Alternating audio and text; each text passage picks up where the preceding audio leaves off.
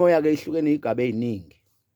Khona imimoya yabantu abadala, imimoya yedlozi, kube khona imimoya yey'thunywa, kube khona imimoya yey'lwane, kube khona imimoya ngokuhlukahlukana kwayo njengoba kade usubalile Dumakude. Ngizoqala ngithi ake sigxile lapha enkonzweni.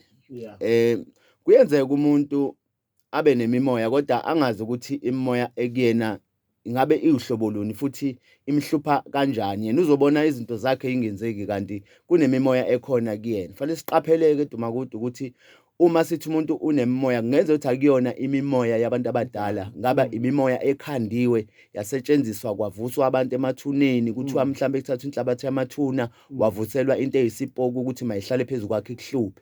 Eminye imimoya le sothi kuyithinta masithola ithuba njengoba sikulolu hlelo namhlanje ekuseni. Ake sigijime-ke siye enkonzweni. Kuyenzeka umuntu angenwe imimoya yabantu abadala. Soqala lapha, angenwe imimoya yabantu abadala.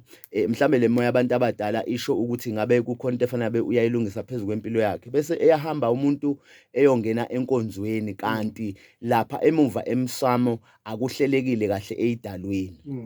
Lento izokwenza ukuthi enkonzweni-ke umuntu uma kuwukuthi umsamo wakhe, lo msamo engikhuluma ngawo umsamo ohambayo uyena uqobo, ngoba phela abantu abadala bahlala kuthina egazini lethu, bakhona bawumoya. So uma ngabe umsamo wakho awulungisekiwe, kunama-energies akhona kuwena. Kune-energy yomuntu ekhaya owafa kabuhlungu, wafa wayihenga.